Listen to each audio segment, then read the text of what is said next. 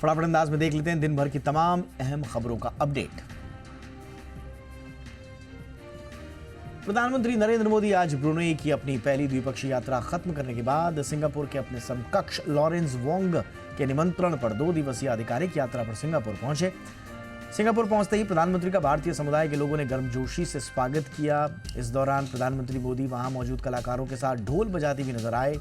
अपनी यात्रा के दौरान प्रधानमंत्री मोदी सिंगापुर के प्रधानमंत्री लॉरेंस वोंग, राष्ट्रपति थरमन शनमुगारत्नम और सिंगापुर के शीर्ष नेताओं से मुलाकात करेंगे। वो सिंगापुर के व्यवसायियों से भी मिलेंगे। कांग्रेस सांसद राहुल गांधी ने आज जम्मू कश्मीर चुनाव प्रचार शुरू कर दिया है।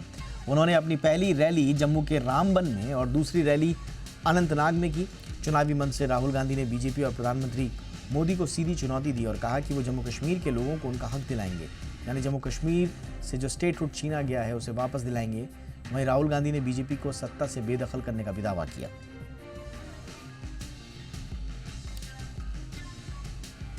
जम्मू कश्मीर में 18 सितंबर को होने वाले विधानसभा चुनाव के मद्देनजर राजनीतिक पार्टियों ने अपनी तैयारियां तेज कर दी हैं। इसी क्रम में केंद्रीय गृह मंत्री अमित शाह 6 सितंबर को जम्मू की यात्रा पर जाएंगे। अपनी जम्मू यात्रा के दौरान शाह विधानसभा चुनाव के लिए बीजेपी का चुनावी घोषणा पत्र जारी करेंगे। अमित शाह 7 सितंबर को जम्मू में कार्यकर्ता सम्मेलन को संबोधित करेंगे। इस दौरान शाह वरिष्ठ नेताओं के साथ पार्टी की चुनावी रणनीति पर चर्चा भी करेंगे। हिमाचल प्रदेश के 2 लाख सरकारी कर्मचारी और 1.5 लाख पेंशनर परेशान हैं। अब तक राज्य में सैलरी और पेंशन नहीं आई है, जिसकी वजह से हिमाचल प्रदेश के सरकारी कर्मचारी 3 दिन से सैलरी की राह देख रहे हैं। सैलरी न मिलने से कर्मचारियों में खासा रोष है। आपको बताएं कि हिमाचल प्रदेश पर 90,000 करोड़ रुपए का कर्ज है और राज्य आर्थिक संकट से जूझ रहा है, जिसके बाद विपक्ष भी हमलावर है और मुख्यमंत्री सुखविंदर सिंह सुक्खू ने सदन में आर्थिक संकट पर बात कर खुद मंत्रियों, सीपीएस विधायकों के 2 महीने तक की सैलरी नहीं लेने का ऐलान किया।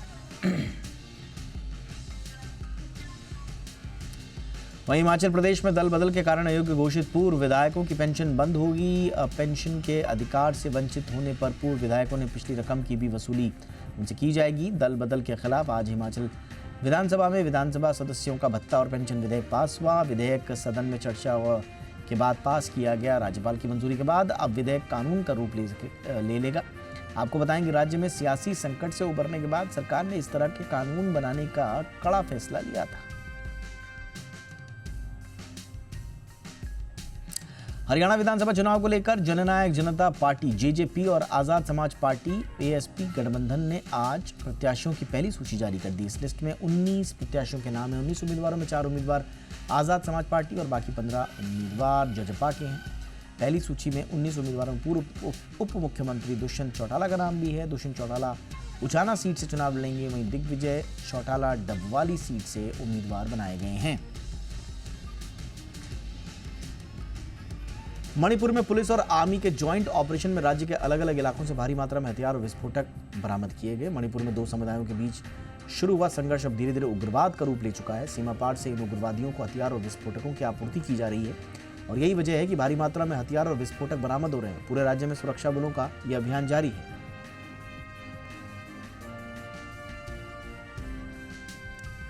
एमसीडी में 12वीं वार्ड समितियों के चुनाव से ठीक पहले केंद्र सरकार ने दिल्ली के उपराज्यपाल की शक्तियां बढ़ा दी हैं। इसका नोटिफिकेशन जारी कर दिया गया है। एलजी को अब दिल्ली महिला आयोग, दिल्ली विद्युत नियामक आयोग जैसे किसी भी प्राधिकरण, बोर्ड और आयोग के गठन का पूरा अधिकार दे दिया गया है। वहीं गजट अधिसूचना के सार्वजनिक होने के तुरंत बाद लेफ्टिनेंट गवर्नर वीके सक्सेना ने बड़ा कदम उठाया और एमसीडी वार्ड समिति चुनावों के लिए पीठासीन अधिकारियों की नियुक्ति कर दी गई है।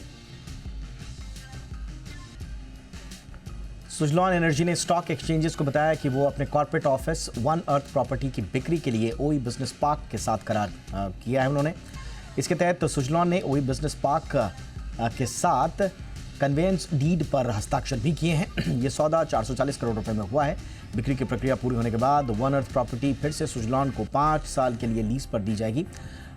ओई बिजनेस पार्क एक स्पेशल पर्पस व्हीकल है और इसके शेयर 361 अल्टरनेटिव एसेट मैनेजमेंट की ओर से मैनेज किए जा रहे फंडों के पास है।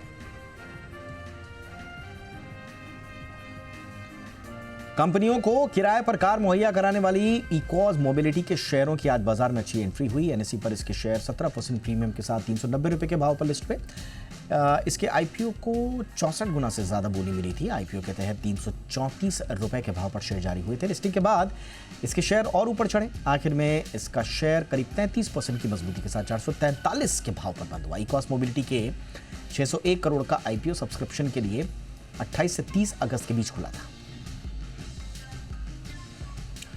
अगस्त में भारत के सर्विस सेक्टर की रफ्तार तेज रही है। HSBC इंडिया के मुताबिक अगस्त में सर्विसेज PMI 60.9 पहुंच गया, जबकि जुलाई में यह आंकड़ा 60.3 था। मार्च के बाद इसमें सबसे तेज विस्तार देखा गया। PMI के 50 से ऊपर होने का मतलब यह है कि गतिविधियों में एक्सपेंशन हो रहा है, जबकि 50 के नीचे होने का मतलब है कि गतिविधियों में संकुचन है। HSBC के मुताबिक अगस्त में कंपोजिट PMI बिना बदलाव के 60.7 पर बरकरार रहा। सर्विसेज PMI में यह ग्रोथ मुख्य रूप से कॉन्ट्रैक्ट्स में बढ़ोतरी के चलते हुई। सरकार ने चीन से होने वाले स्टील पर इंपोर्ट ड्यूटी बढ़ाने के संकेत दिए हैं। भारी उद्योग मंत्री ने कहा है कि चीन से भारत में स्टील की डंपिंग चिंताजनक है। उन्होंने कहा कि घरेलू स्टील इंडस्ट्री को राहत देने के लिए PMO और वित्त मंत्रालय से बातचीत की जाएगी। भारी उद्योग मंत्री HD कुमारस्वामी ने यह भी कहा कि चीन से स्टील इंपोर्ट पर ज्यादा टैरिफ लगाया जाएगा। उन्होंने कहा कि चीन से स्टील इंपोर्ट पर ड्यूटी 7.5% से बढ़ाकर 10 से 12% करने का प्रस्ताव रखा जाएगा। चीन में steel industry real estate sector में आए संकट से बुरी तरह से प्रभावित हुई है। देश के दिग्गज अस्पताल सेंटर फॉर साइट ने महाराष्ट्र के प्रतिष्ठित लक्ष्मी आई हॉस्पिटल के साथ स्ट्रेटेजिक करार किया है। इस करार के बाद सेंटर फॉर साइट की महाराष्ट्र में उपस्थिति 9 केंद्रों तक बढ़ जाएगी। फिलहाल सेंटर फॉर साइट 15 राज्यों 40 शहरों में 82 सेंटर्स के जरिए सर्विसेज उपलब्ध करा रहा है और हर साल 10 लाख से ज्यादा मरीजों को सेवाएं प्रदान करता है। सेंटर फॉर साइट के साथ 250 से ज्यादा विशेषज्ञ डॉक्टर्स और करीब 2700 प्रोफेशनल स्टाफ शामिल हैं। सेंटर फॉर साइट अपने एक्सपेंशन के लिए अगले कुछ सालों में 300 से 500 करोड़ रुपए के निवेश की योजना बना रहा है। हेल्थ इंश्योरेंस प्रीमियम को GST के दायरे से बाहर रखने के प्रस्ताव पर राज्यों में अभी सहमति नहीं बन पाई है। फिटमेंट कमेटी अभी भी इस विवादास्पद मसले पर सहमति बनाने के लिए संघर्ष कर रही है। फिटमेंट कमेटी ने राज्य और केंद्र सरकारों के रेवेन्यू अधिकारी इसमें शामिल हैं। इस सिलसिले में फैसला GST काउंसिल की 9 सितंबर की बैठक में लिया जा सकता है। जानकारी के मुताबिक वरिष्ठ नागरिकों के लिए छूट, आंशिक छूट या टैक्स रेट को घटाकर 5% करने जैसे विकल्पों पर अब भी चर्चा हो रही है। आपको बताएं कि हेल्थ इंश्योरेंस प्रीमियम को GST से छूट उपलब्ध कराने के प्रस्ताव को लेकर बहस छिड़ी हुई है। वित्त मंत्रालय के आर्थिक मामलों के विभाग ने PPF अकाउंट से जुड़े 3 नियमों में बदलाव किए हैं और इस बारे में जारी सर्कुलर के मुताबिक नए नियम 1 अक्टूबर से लागू होंगे। विभाग की ओर से जारी सर्कुलर के मुताबिक नाबालिग के नाम पर खोले गए PPF अकाउंट के मामले में उसके 18 साल का होने तक ऐसे अकाउंट के लिए पोस्ट ऑफिस सेविंग्स अकाउंट के बराबर ब्याज का भुगतान किया जाएगा।